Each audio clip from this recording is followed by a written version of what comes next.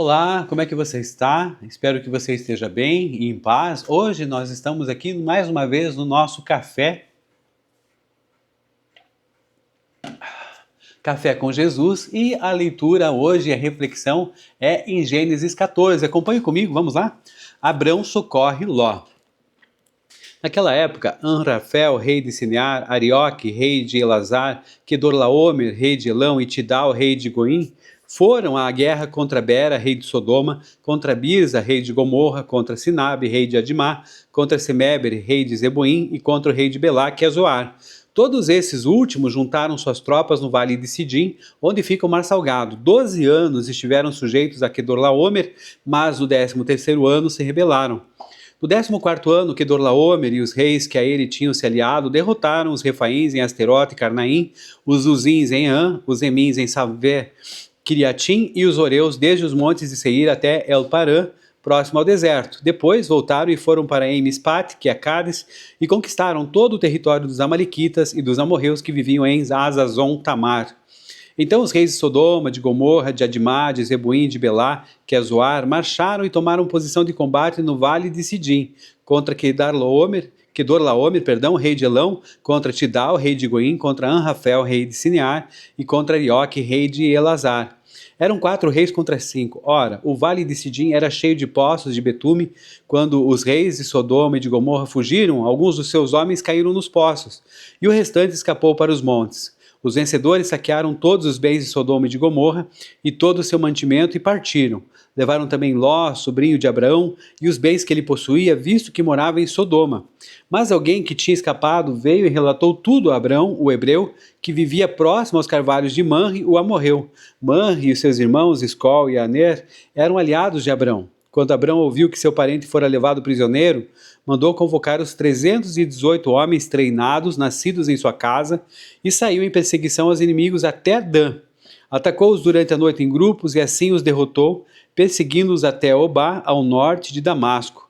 Recuperou todos os bens e trouxe de volta seu parente Ló, com tudo o que possuía, com as mulheres e o restante dos prisioneiros. Melquisedeque abençoa Abrão. Voltando Abrão da vitória sobre Kedorlaomer e sobre os reis que a ele se haviam aliado, o rei de Sodoma foi ao seu encontro no vale de Savé, isto é, o vale do rei. Então Melquisedeque, rei de Salém e sacerdote do Deus Altíssimo, trouxe pão e vinho e abençoou Abraão, dizendo: Bendito seja Abraão pelo Deus Altíssimo, Criador dos céus e da terra, e bendito seja o Deus Altíssimo que entregou seus inimigos em suas mãos. E Abrão lhe deu o dízimo de tudo. O rei de Sodoma disse a Abrão: Dê-me as pessoas e pode ficar com os bens. Mas Abrão respondeu ao rei de Sodoma: De mãos levantadas ao Senhor, o Deus Altíssimo, Criador dos céus e da terra, juro que não aceitarei nada do que lhe pertence, nem mesmo um cordão ou uma correia de sandália, para que você jamais venha dizer: Eu enriqueci Abrão. Nada aceitarei a não ser o que os meus servos comeram e a porção pertencente a Aner, Escol e Manre, os quais me acompanharam, que eles recebam a sua porção. Senhor, muito obrigado por esse tempo. Queremos agradecer ao Senhor pela leitura bíblica de Gênesis 14. Agora vamos fazer a reflexão sobre esse texto. Pai, que teu Santo Espírito nos dirija. Nossa oração é essa, no nome de Jesus. Amém. É isso aí, capítulo 14 de Gênesis. O que nós temos aqui? Um ponto de virada nessa narrativa de Abrão. Ele deixa então de ser apenas um patriarca nômade de lugar para lugar e assume agora o papel de um líder militar estratégico e também é um homem de profunda reverência espiritual. Se você já gostava de Abraão, você vai gostar mais ainda nesse versículo, nesse capítulo que nós estamos lendo.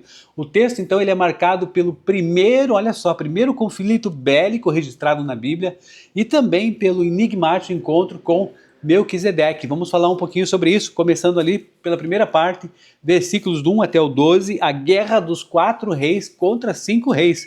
Esse texto, então, ele contextualiza aí o cenário geopolítico da época, onde uma rebelião regional desencadeia um conflito em larga escala. O que é isso, essa rebelião? 5 reis ali das cidades-estados da região do Mar Morto, incluindo Sodoma e Gomorra, estavam ali sob o domínio desse Kedorlaomer, que era o rei de Elão, e ficaram assim por 12 anos. E no 13º ano, esse pessoal se rebela. O que acontece? A retaliação. Então há um contra-ataque desses 4 reis, que são aí no ano 14º, né, do Kedorlaomer, e seus 3 reis aliados, eles marcharam então para o sul, derrotando vários povos no caminho. A gente tem os nomes dos povos: Refaíns, Zuzins, Emins e Oreus. E tem uma batalha ali que é realizada, que é travada no Vale de Sidim. Esses dois blocos de reis se enfrentam nesse vale, que está cheio de poços de betume. Os reis de Sodoma e Gomorra fogem e muitos ali caíram nesses poços e o restante escapou para os montes. Bom, o Vale de Sidim é o Iraque, esses petróleos, esses poços de betume são são poços de petróleo de hoje? Não. O Vale de Sidim não é no Iraque. O Vale de Sidim, gente, ele fica na região ali do Mar Morto, então, que atualmente podemos ver ali Israel e Jordânia. O Iraque atual, ele corresponde à antiga Mesopotâmia, que ficava ali Sinar, a terra de natal de Abrão, que era Ur dos Caldeus, e que é de onde vieram esses 4 reis invasores, Kedorlaomer e companhia, né? Então, nesse sentido, para você se situar um pouquinho. Agora, com relação a esse betume e petróleo, sim, há uma relação direta entre esses, vamos dizer assim, esses elementos, né? O texto, então, ele menciona poços de betume, que é o asfalto natural, digamos assim, dessa maneira, um subtipo de petróleo, que é super pesado aqui, como fala, e biodegradado, que subia para a superfície naquela bacia ali geológica. Então, a região do Mar Morto, ela sempre foi famosa na antiguidade por essas erupções, emanações, vamos dizer assim, desses chamados hidrocarbonetos. Então, quimicamente falando, o betume da Bíblia é a mesma substância que dá origem para o petróleo, explorado hoje, como você sabe, e que, embora geologicamente, né, a localização aqui é o Vale do Jordão, Mar Morto, e não as grandes bacias petrolíferas do Iraque. Só para você saber um pouquinho aí dessa questão. Depois nós temos o saque e o rapto, em que os vencedores, né, esses reis aí que vieram ali, digamos, invasores, eles saquearam Sodoma e Gomorra, levando todos os bens, mantimentos, e infelizmente também levaram Ló, sobrinho de Abrão, que habitava ali em Sodoma. E aí a gente tem a informação desses reis, né, que você já sabe por quê? Porque esse conflito, na verdade, foi uma disputa entre o império dominante desses 4 reis, no caso, né, que a gente está lendo aqui, e uma colisão das cidades-estados rebeldes, que eram esses 5 reis da região do Mar Morto. Então você consegue entender, 4 reis do Oriente e 5 reis do Mar Morto. Então a gente tem essa visão, e depois nós temos aqui a questão de que Abrão fica sabendo, né, um fugitivo traz a notícia ali do rapto de Ló a Abrão, que ali diz Abrão o hebreu, que vivia próximo aos carvalhais ou aos carvalhos de Manre, o amorreu, que era aliado dele. Então o que a gente está vendo aqui? Uma resposta militar de Abrão ali nos versículos 13 até o 16, em que há também a prática dessa lealdade familiar. Faz parte isso do nosso pai da fé, né? Um herói que em tempos de carência a gente tem quem admirar, que é esse Abrão. Porque além de ser a questão de leal à família dele, e aí se dispõe a resgatar Ló, ele também tinha coragem e também tinha estratégia, né? Então a gente vai perceber essa questão toda. Mas quem que é esse amorreu que é mencionado ali, que era o Manre, né? Esse Manre, o que acontece? Ele era um líder local da etnia dos amorreus, que eram habitantes ali nativos de Canaã. E o texto vai explicar aqui que Manre e seus irmãos, o Escol e o Aner, eram aliados. Eles possuíam um pacto, uma aliança ali de cooperação com Abraão. Isso é importante para a gente mostrar, porque Abraão vivia perto ali desses carvalhais que pertenciam a esse homem, e por isso aquele lugar ficou chamado então como Carvalhos de Manre em Hebron, tá bom? Depois ali a gente vai ver a mobilização de Abrão, ao saber então que seu parente fora levado cativo, e a gente sabe daquele trato, né, amigo e irmão, aquele trato de lealdade e de sangue que a gente faz ali, né, com as pessoas e tal. Esse pai da fé, Abraão, proativo, determinado, aí, né, com Deus, né, e contra todos, podemos dizer dessa maneira. Abraão, então, mobiliza os seus 318 homens que eram nascidos ali na sua casa, treinados para poder investir contra essa questão de tentar ali resgatar Ló. E aí a estratégia e a vitória vem porque Abrão persegue os invasores até Dan, e ali ele faz uma estratégia para atuar à noite e ataca e derrota esse exército inimigo, perseguindo então até uma outra região ali, que é Obá, ao norte de Damasco. Então Abrão resgata todos os bens, resgata também seu parente Ló e seus pertences, e também todas as mulheres e o restante do povo. Bom, 318, por que 318 foram os escolhidos ali no versículo 14, a gente está vendo, né? Existem algumas explicações principais aí para essa questão desse número, tá? Para a gente poder explicar aí para vocês. Então, uma das razões é o seguinte, a questão da explicação literal e prática mesmo, que Abrão era um grande e rico patriarca, então assim, ter todo esse número de pessoas que eram capazes de manejar armas ali, significava o quê? Que a sua comunidade familiar total, incluindo crianças, mulheres, idosos, passava facilmente, assim, brincando de 1000 pessoas. Então, não foi uma escolha mística ali de um grupo, de um subgrupo, mas era simplesmente um número total de homens maduros, de confiança, nascidos ali sob o teto de Abrão, que estavam prontos para o combate imediato.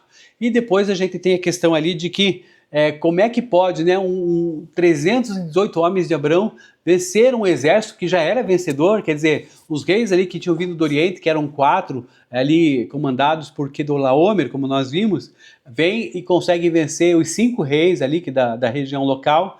E aí, como é que pode 318 homens vencerem esse exército vitorioso? Então, é claro que humanamente falando, essa disparidade ali numérica, ela era gigantesca. Então, esse exército dos 4 reis do Oriente, vejam, pensemos bem, né? Ele vinha do quê? De uma marcha avassaladora, tendo derrotado aí vários povos gigantes, como os Refaíns e como os Emins, que eu já falei, inclusive esmagado, digamos assim, a questão da coalizão desses 5 reis locais.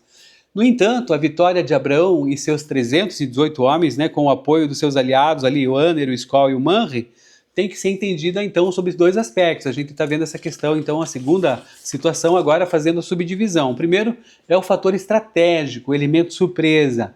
O que estava acontecendo aqui? Esse exército vencedor do Kedorlaomer e companhia estava voltando ali para o norte carregado de saques, prisioneiros, despojos, né, e muito provavelmente até celebrando a vitória ali com banquetes e tal, sem esperar, nem estava nem pensando nessa questão de contra-ataque, porque para ele já tinha sido tudo dizimado. Não contavam, né, com a astúcia de Abrão, né, que não estava ali, mas ele ficou sabendo. Então, como a gente já viu lá, um fugitivo levou a informação para ele, e aí ele pôde também traçar uma estratégia, que é a segunda situação, é o seguinte, que tem um fator teológico envolvido aí. Foi uma intervenção, sim, um favor divino, porque o próprio Melquisedeque confirma isso aí no versículo 20, ao dizer aqui, como nós já lemos, né? E bendito seja o Deus Altíssimo, que entregou seus inimigos em suas mãos. El Elyon. Então, por que é que Abraão atacou o outro exército durante a noite? Olha só a estratégia. Pense bem, 318 pessoas contra uma infinidade, né? Ou 318 mais alguns, vamos dizer assim, desses apoiadores, contra esse exército todo de reis vitoriosos. O que acontece? O ataque noturno ali que a gente está vendo no versículo 15 foi uma decisão estratégica, militar ali, pura e avançada, guerra de guerrilha mesmo. Por quê? Qual que era o objetivo ali à noite? Anular a desvantagem numérica. Olha só, à noite, o exército inimigo não conseguia ver o tamanho real das forças de Abraão. Veja só que legal. E também é o seguinte, qual que é o intuito ali? É de causar um pânico generalizado. Abrão possivelmente dividiu ali seus homens em grupos e atacar um acampamento inimigo por flancos diferentes na escuridão gera o que, gente? Gera uma confusão ali mental, coletiva, soldados inimigos ali, vamos dizer assim, acordados às pressas, acabam lutando entre si, se perdendo e fugindo desordenadamente, por não saberem de onde vem o perigo. Olha só que coisa. E também para garantir um resgate seguro. Veja só, o objetivo principal também, que era o quê? Resgatar as pessoas e bens também. Então, um ataque aberto durante o dia ia colocar a vida dos reféns em risco e poderia resultar o quê? No esmagamento desses 318 homens pela superioridade numérica dos reis ali do Oriente. Então, olha só que interessante essa estratégia do porquê o ataque noturno. E depois, continuando aqui, a gente vai perceber que os versículos 17 e 20, o encontro com Melquisedeque. Após a vitória ali no Vale de Savé, ou Vale do Rei, surge uma das figuras mais misteriosas e teologicamente significativas do Antigo Testamento. Melquisedeque, rei de Salém e sacerdote do Deus Altíssimo, El Elyon, sai ao encontro de Abraão trazendo pão e vinho. E Melquisedeque abençoa o patriarca Abraão dizendo assim: Bendito seja Abrão pelo Deus Altíssimo, que significa El Elyon, Criador dos céus e da terra. E bendito seja o Deus Altíssimo, El Elyon, que entregou os seus inimigos em suas mãos. E aí, o que acontece é que, em resposta a esse reconhecimento da soberania e do favor de Deus naquela vitória específica, como nós vimos aqui, estratégica, né, e também com coragem, também disposição de salvar ali o parente, Abrão entrega a Melquisedeque o dízimo de tudo. Bom, vamos aqui falar um pouquinho sobre Melquisedeque, né, esse misterioso aí, esse mistério que há de Gênesis ao Novo Testamento. Vamos tentar interpretar um pouquinho aí das aparições que tem em Gênesis 14 e também ali para o futuro nas nossas leituras bíblicas. Falar sobre Melquisedeque, gente, é entrar num terreno teológico bem fascinante da Bíblia. É como se ele fosse assim um cometa gospel, né, que aparece no Antigo Testamento, surge do nada aqui em Gênesis 14, como nós estamos lendo e refletindo, e depois some imediatamente. Depois ele vai ser citado, a gente vai ver isso depois, um único versículo lá em Salmo 110, e depois, séculos depois, ele torna-se a chave teológica para explicar o sacerdócio de Jesus Cristo no Novo Testamento. Você sabia?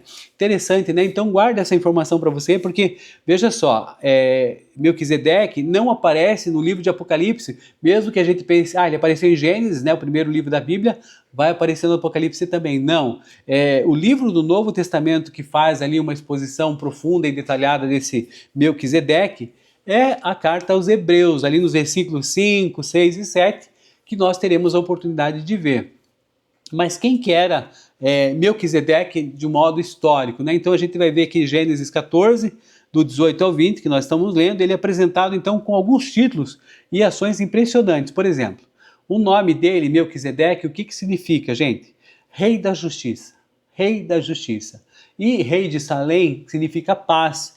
Antiga cidade de Jebus, que mais tarde se tornaria Jerusalém. Portanto, Melquisedeque era o rei de paz. E a função dele, ele era sacerdote do Deus Altíssimo, ou conhecido Elion. Isso é extraordinário porque ele adorava ao único Deus antes mesmo da linhagem de Levi, dos sacerdotes ali de Israel existir, e também antes da entrada da entrega da lei a Moisés. E isso é importante para a gente saber. E também ele traz dois elementos, pão e vinho. Então, para a teologia cristã, essa simbologia, né, é um claro prenúncio, digamos assim, da Santa Ceia que seria instituída por Jesus. Olha só que legal. E depois a questão da profecia do Antigo Testamento, que está no Salmo 110.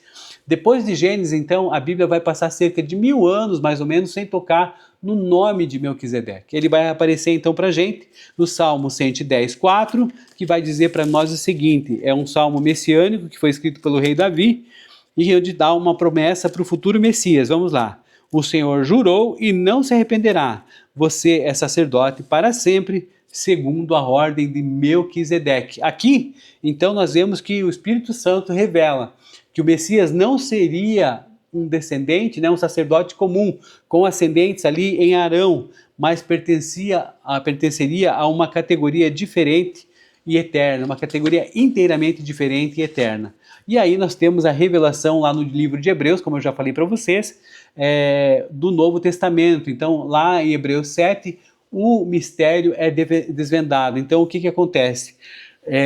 O autor bíblico de Hebreus usa então Melquisedeque para provar a superioridade do sacerdócio de Jesus sobre o sacerdócio levítico da lei de Moisés. E o argumento de Hebreus é construído sobre alguns pontos impressionantes, como você já sabe. Primeiro, é que não há uma genealogia humana. Hebreus 7,3 vai dizer o seguinte, que Melquisedeque é sem pai, sem mãe, sem genealogia, sem princípio de dias, nem fim de vida. Então, o texto aqui, ele não está necessariamente dizendo que ele era um ser celestial, que caiu do céu, mas que o registro de Gênesis omitiu de propósito a sua árvore genealógica.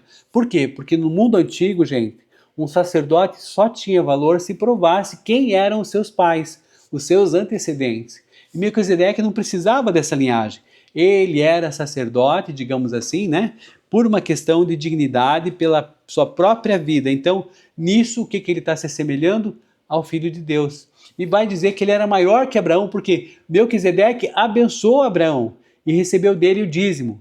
Hebreus vai argumentar para a gente ali em 7:7, dizendo o seguinte: portanto, Melquisedeque é espiritualmente superior a Abraão. Sem dúvida, o inferior é abençoado pelo superior. O inferior dá o dízimo para o superior e aí também é por ele abençoado. Então, nesse sentido, Melquisedeque é espiritualmente superior a Abraão. E depois a gente vai ver Jesus, né, e essa questão dessa ordem de Melquisedeque. Jesus pertencia à tribo de Judá. E aí o que acontece? Essa tribo era uma tribo de reis, né, Davi e assim por diante. E não a tribo de Levi, que era a tribo dos sacerdotes. E pela lei de Moisés, Jesus não poderia ser sacerdote. Então, como resolver isso? Hebreus explica para nós que o sacerdócio de Jesus é superior a esse levirato. Por quê? Porque não depende de sangue ou de herança humana, mas do poder de uma vida indestrutível, exatamente como nós vemos aqui, a ordem de Melquisedeque, tá? Então aqui você tem essa informação e aí você vai ter aí as interpretações, né, dessa questão da aparição dele e tal, e a gente tem aqui a melhor interpretação, era de que muitos teólogos, eles defendem que Melquisedeque era o próprio Jesus aqui pré-encarnado, aparecendo então no Antigo Testamento em forma humana, uma manifestação visível de Deus para receber os dízimos de Abraão e defendê-lo, né, e abençoá-lo, abençoá-lo aqui para a gente poder compreender isso. Isso chama-se uma teofania, uma aparição divina. Bom, independente aí de qual linha de interpretação a gente vem adotar, se aí o Melquisedeque era um rei cananeu, por exemplo, histórico, que estava mesmo vivendo ali em ambientes pagãos, ele guardou a fé dele, ou então que ele era filho de Noé, né? Ele era o Sem ali, que Sem ainda podia, se fosse fazer a cronologia ali, ele ainda poderia estar vivo na época de Abraão, e sendo o patriarca mais velho da terra, ele estava agindo ali como sacerdote da raça humana. Mas, independente dessa questão toda, o que a gente precisa entender? Que o propósito maior aqui de Melquisedeque, na escritura bíblica, é apontar diretamente para a grandeza, a eternidade, a suficiência do sacrifício de Melquisedeque e, portanto, de Jesus. E aí, continuando para o final, a gente vai ver os versículos 21 a 24, que o capítulo vai encerrar com essa questão nosso patriarca Abraão, a sua integridade ética, a sua independência financeira e a piedade prática de Abraão diante das riquezas terrenas. Por quê? O rei de Sodoma propõe a Abraão assim: olha, a gente ganhou aí tal, muito obrigado, né? Sou muito grato a você, você nos salvou. Me dê as pessoas e fique tu com os bens. E aí o que acontece? Abraão levanta a mão, recusa categoricamente a oferta, revelando, né, e jura ao Senhor, o Deus Altíssimo, Elion, Criador dos céus e da terra, o quê? Recusa que não aceitaria nada, nem um fio, ou nem uma correia ou sandália, para que o rei de Sodoma nunca pudesse dizer: eu enriqueci Abraão. Não queria dar esse gostinho, porque Abraão já estava ali sendo o filho da promessa, o homem da promessa, e aí já estava sendo muito abençoado por Deus. E aí, para não ter qualquer tipo de intervenção humana, como nós já vimos lá quando ele foi para o Egito, ele quis dar um jeitinho, aqui ele já compreendeu a lição e já ficou esperto. E aí disse: não quero nada, muito obrigado.